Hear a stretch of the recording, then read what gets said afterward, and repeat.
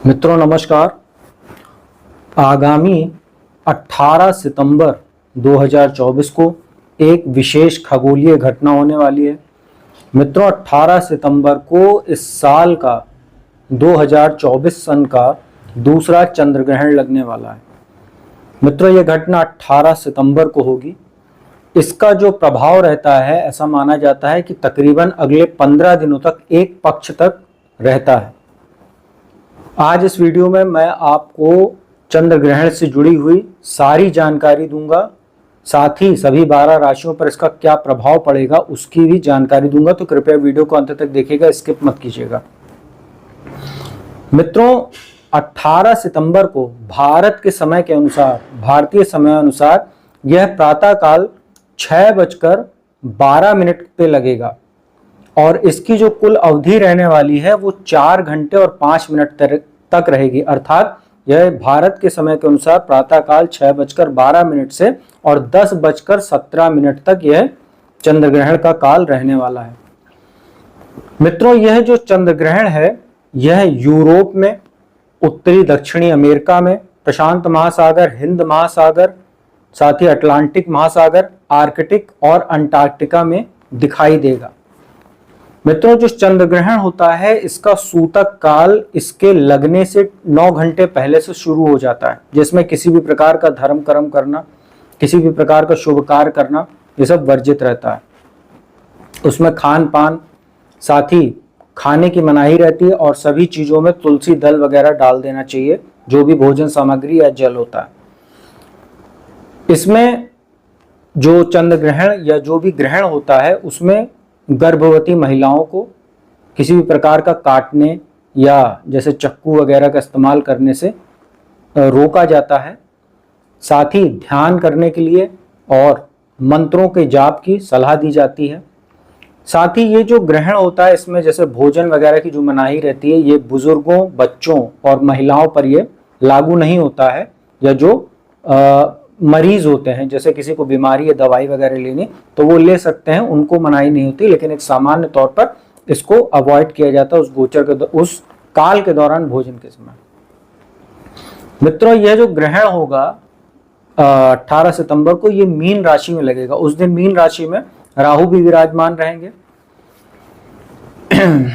इसमें एक अच्छी बात ये रहने वाली है कि ये जो ग्रहण है, एक जो ग्रहण पहला ग्रहण था सन 2024 को, वो 25 मार्च को लगा था चंद्र ग्रहण, वो भी भारत में दृश्य नहीं था, और ये जो 18 सितंबर को लगने वाला है ये भी भारत में दृश्य नहीं होगा। इसलिए किसी भी प्रकार के सूतक काल के जो नियम होते हैं वो मान्य नहीं होंगे, एक ये अच्छी बात है।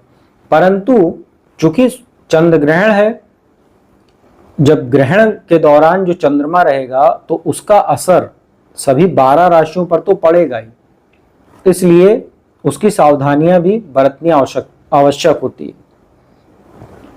मित्रों चंद्र ग्रहण के बारे में आप लोगों को पता होगा, जब सूर्य और चंद्रमा के बीच पृथ्वी आ जाती है तब चंद्र ग्रहण लगता है। साथ ही जो चंद्र ग्रहण होता है ये वाला चंद्र ग्रहण पड़ेगा 18 सितंबर को, यह उपछाया चंद्र ग्रहण होगा। अर्थात इसमें बहुत थोड़ा सा जो चंद्रमा का हिस्सा होता है वो पृथ्वी की छाया से ढकेगा और पृथ्वी उसके बाद वापस अपने स्थिति में आ जाएगी। तो यह एक सामान्य जानकारी थी। अब आपको जानकारी दे देते हैं चंद्र ग्रहण का असर क्या पड़ने वाला है सभी 12 राशियों पर। बहुत लंबी वीडियो नहीं है तो कृपया वीडियो को अंत तक देखिएगा।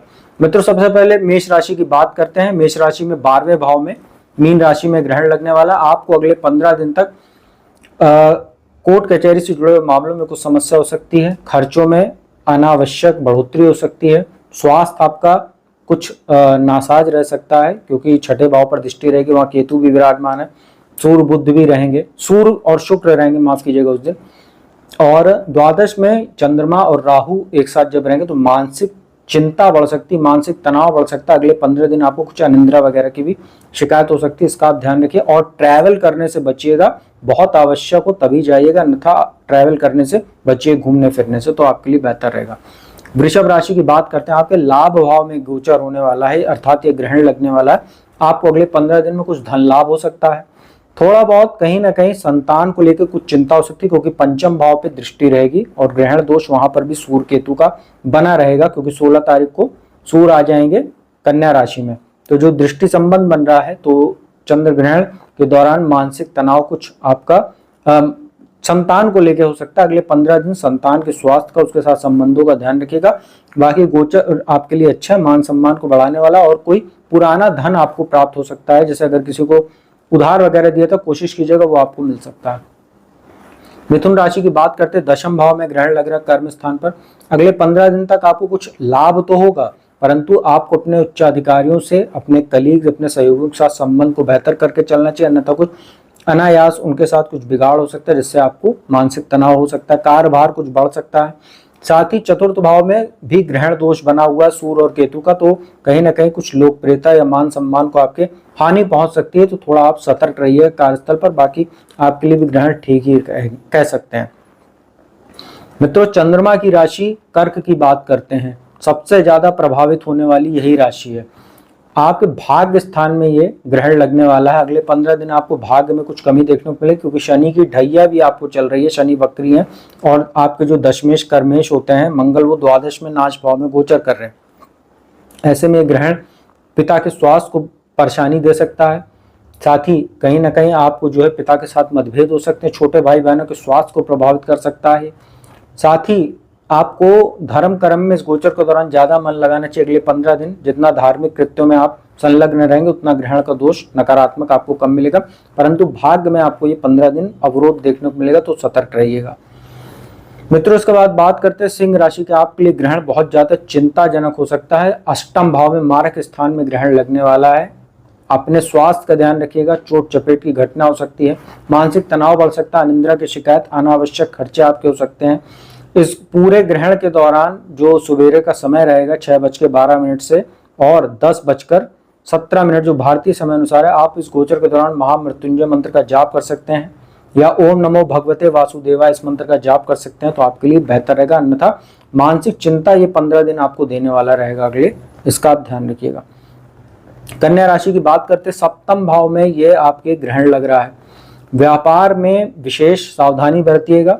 साझेदारी में व्यापार करते हो तो अपने पार्टनर पर आंख मूंद कर भरोसा मत कीजिएगा, किसी प्रकार का बड़ा इन्वेस्टमेंट मत कीजिएगा। साथ ही वैवाहिक जीवन का बहुत ख्याल रखिएगा। वैवाहिक जीवन में कुछ समस्या आ सकती है, पति पत्नी का स्वास्थ्य प्रभावित हो सकता है। लग्न पर दृष्टि होने से, लग्न में भी ग्रहण दोष बना हो तो आपका मान सम्मान भी कहीं ना कहीं प्रभावित होगा, इसका आप ध्यान रखिएगा। तुला राशि की बात करते हैं, आपके लिए गोचर जो ग्रहण लग रहा है छठे भाव में लग रहा है, और शत्रुओं पर आपको विजय प्राप्त होगी। कंपटीशन आदि में आपको सफलता मिल सकती है, प्रतियोगी परीक्षाओं आदि में आपको सफलता मिल सकती है, इंटरव्यू अगर देने जा रहे कोई सफलता मिल सकती है। थोड़ा अपने स्वास्थ्य का ध्यान रखिएगा, पाचन आपका प्रभावित हो सकता है, और द्वादश में चूंकि ग्रहण बना हुआ सूर्य केतु का, तो कुछ मानसिक चिंता, खर्चों में बढ़ोतरी हो सकती है, परंतु शत्रुओं पर आपको विजय मिलेगी, ये जरूर अच्छा है। बाकी ओवरऑल बहुत अच्छा भी नहीं कह सकते आपके लिए। वृश्चिक राशि की बात करते हैं, आपके ऊपर शनि की ढैया चल रही है, पंचम भाव में ग्रहण लगने जा रहा है। संतान के स्वास्थ्य का बहुत ध्यान रखिएगा। साथ ही अगले 15 दिन जिन महिलाओं का जो डिलीवरी का समय अगर अगले 15 दिन में, तो बहुत सतर्क रहिएगा, कोई कॉम्प्लिकेशन हो सकता है। हालांकि आपको भी कुछ अचानक धन लाभ की स्थितियां बन सकती, क्योंकि लाभ भाव में आपके सूर्य केतु ग्रहण गोचर के दौरान उस समय गोचर करते रहेंगे, तो लाभ हो सकता है, कुछ आर्थिक लाभ, परंतु संतान को लेकर बहुत चिंता हो सकती है, और मानसिक तनाव भी आपका कहीं ना कहीं कुछ बढ़ेगा जरूर। धनु राशि की बात करते हैं, चतुर्थ भाव में ग्रहण लग रहा है। माता के स्वास्थ्य का ध्यान रखिएगा। जनता में कुछ लोकप्रियता अधिक कमी हो सकती है। किसी भी प्रकार का प्रॉपर्टी से संबंधित अगर काम करते हैं तो 15 दिन बहुत सतर्क रहिएगा लेन देन में, अन्यथा कुछ हानि की भी संभावना बन सकती है, इसका आप ध्यान रखिएगा। इसके बाद बात करते हैं आपके मकर राशि की। मकर राशि पर 7.5 का अंतिम चरण चला। तीसरे भाव में आपके ग्रहण लग रहा है, अच्छा है आपके लिए। यात्राओं से लाभ हो सकता है। छोटे भाई बहनों के थोड़ा स्वास्थ्य का ध्यान रखिएगा। मित्रों के साथ बहुत ज्यादा समय व्यर्थ करने से बचिएगा तो अच्छा रहेगा। अपनी ऊर्जा को सही दिशा में लगाइएगा। भाग्य का भी आपको कहीं ना कहीं सहयोग मिलने वाला है। पिता की ओर से भी आपको कुछ ना कुछ फायदा हो सकता है अगले 15 दिन में, इसका आप देखेंगे इस चीज को। कुंभ राशि की बात करते हैं, आपके लिए गोचर थोड़ी सी समस्या लेकर आ रहा है। आपके दूसरे भाव में ग्रहण लगेगा। अष्टम भाव में सूर्य केतु का ग्रहण दोष पहले से बना हुआ है। दूसरे भाव में ग्रहण लगने से कहीं ना कहीं कुछ संचित धन में कमी, अनावश्यक खर्चों में बढ़ोतरी, वाणी दोष की आपको जबरदस्त समस्या हो सकती है। अगला 15 दिन बहुत सतर्क रहिएगा। परिवार में कुछ माहौल खराब हो सकता है। पैतृक संपत्ति जुड़ा कोई मामला चल रहा है, उसमें आपको समस्या दे सकता है ग्रहण। बनता बनता काम आपका बिगड़ सकता है, ससुराल पक्ष से भी कुछ मनमुटाव हो सकता है, आप विवाहित लोगों के रिश्ते वगैरह तय होने में भी समस्या आएगी, आंखों में कुछ समस्या हो सकती है क्योंकि दूसरा भाव आंखों का भी होता है। अपनी आंखों का अगले 15 दिन बहुत ख्याल रखिएगा।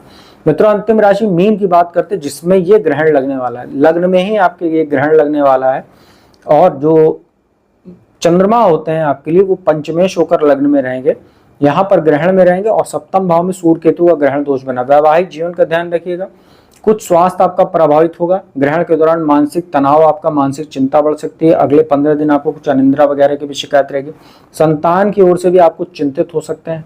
साथ ही मान सम्मान को आपको बहुत ध्यान रख के चलना है, सामने वाले से क्या बोलना, कितना बोलना, कब बोलना, इसका ध्यान रखिएगा।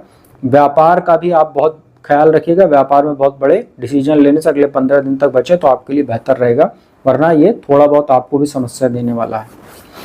तो मित्रों, यह था सभी 12 राशियों पर चंद्र ग्रहण क्या प्रभाव डालेगा अगले 15 दिन तक, उसकी मैंने जानकारी दी। उपाय की बात कर लेते हैं। ग्रहण के दौरान जो 6:12 से 10:17 का समय रहेगा 18 सितंबर की सुबह, इस गोचर के दौरान आप लोग महामृत्युंजय मंत्र का जाप कर सकते हैं। ओम त्र्यंबकम यजामहे सुगंधिम पुष्टिवर्धनम उर्वारुकमेव बंधनान् मृत्युर्मोक्षे मामृतात्, माफ कीजिएगा। साथ ही आप लोग ओम नमो भगवते वासुदेवाय इस मंत्र का भी जाप कर सकते हैं। साथ ही 10:17 के बाद जब चंद्रग्रहण खत्म हो जाएगा तो आप लोग स्नान करने के उपरांत चाहें तो जो है अपने आवश्यकता, अपने सक्षम होने की जितनी आपकी सक्षम है, आप सफेद वस्तुओं का दान कर सकते हैं, जरूरतमंदों को चावल का दान कर सकते हैं, खीर का प्रसाद बांट सकते हैं, सफेद वस्त्रों का दान कर सकते हैं। साथ ही किसी मंदिर में अगर आप चाहें तो चांदी भी दान कर सकते हैं, जैसे भगवान वगैरह को चांदी के आभूषण वगैरह दान कर सकते हैं, तो भी आप लोगों के लिए अच्छा रहेगा। तो मित्रों, उम्मीद करता हूँ वीडियो अच्छी लगी होगी। वीडियो अच्छी लगी हो तो उसको लाइक कीजिएगा, कमेंट कीजिएगा, ज़्यादा से ज़्यादा शेयर कीजिएगा और जो भी ज़्यादा कुंडली विश्लेषण कराना चाहते हैं तो मेरा नंबर डिस्क्रिप्शन स्क्रीन दोनों पर उपलब्ध है, उस पर संपर्क करके आप लोग अपॉइंटमेंट लेकर मेरे द्वारा कुंडली विश्लेषण का लाभ प्राप्त कर सकते हो। तो अब मैं अपने वाणी को विराम देता हूँ। अगली वीडियो में आपको किसी नए विषय के साथ जल्दी मिलूंगा, तब तक के लिए ओम नमः शिवाय।